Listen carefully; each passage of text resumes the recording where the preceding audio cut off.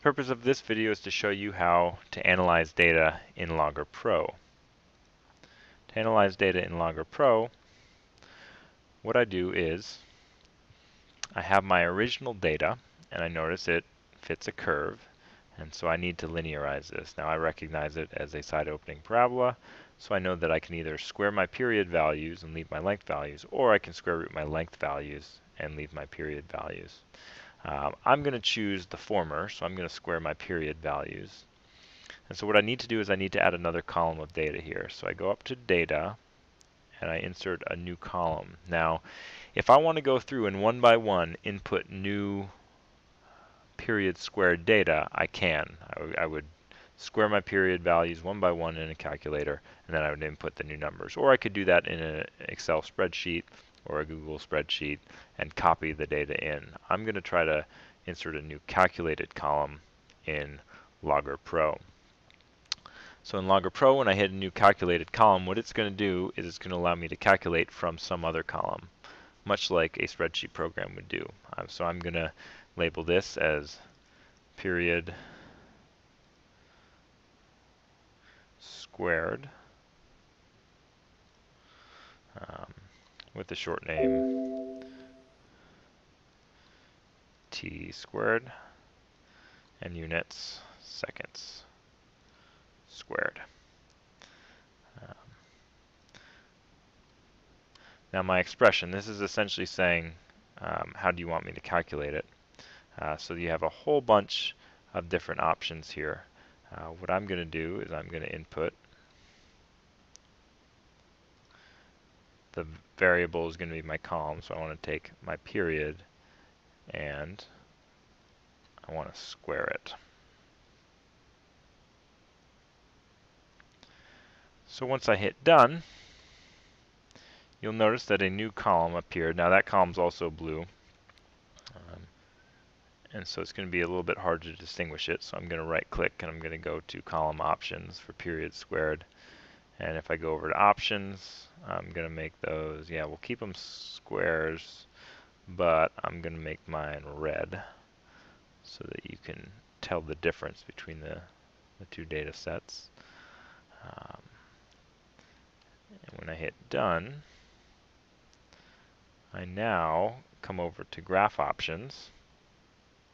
If I go into graph options, I now see that my period data is being graphed.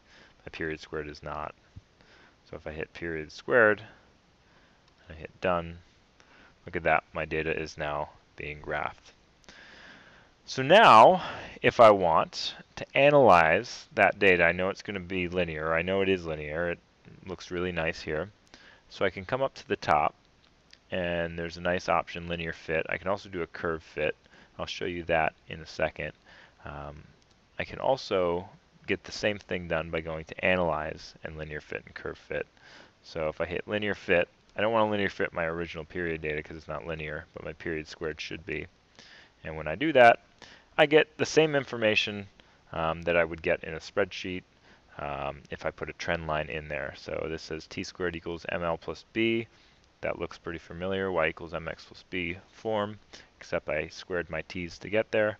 Tells me what my slope is, what my y-intercept is, the correlation, so how closely that line fits the data, and also how big the error is. Notice that my error is larger than my y-intercept, which means my y-intercept is really functionally 0, which is a nice result to have in this case.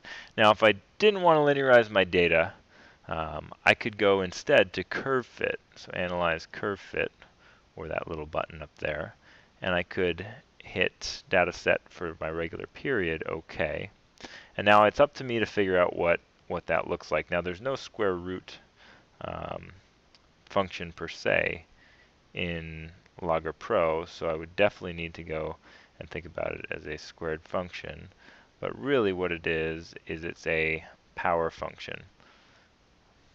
AL to the B power. Now I can come over here and I can set what the B power is. I know that that's going to be a square root function.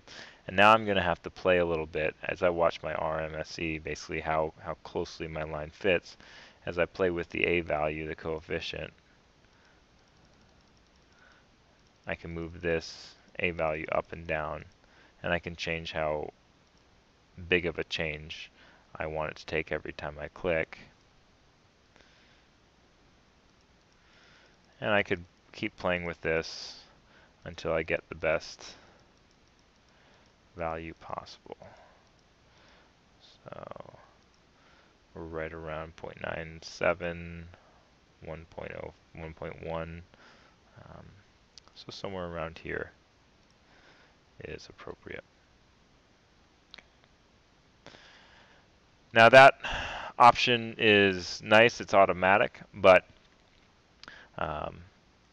in order to show that I know what I'm doing with this linearization process, I needed to show that I could actually linearize the data manually. That's how you analyze data in LoggerPro.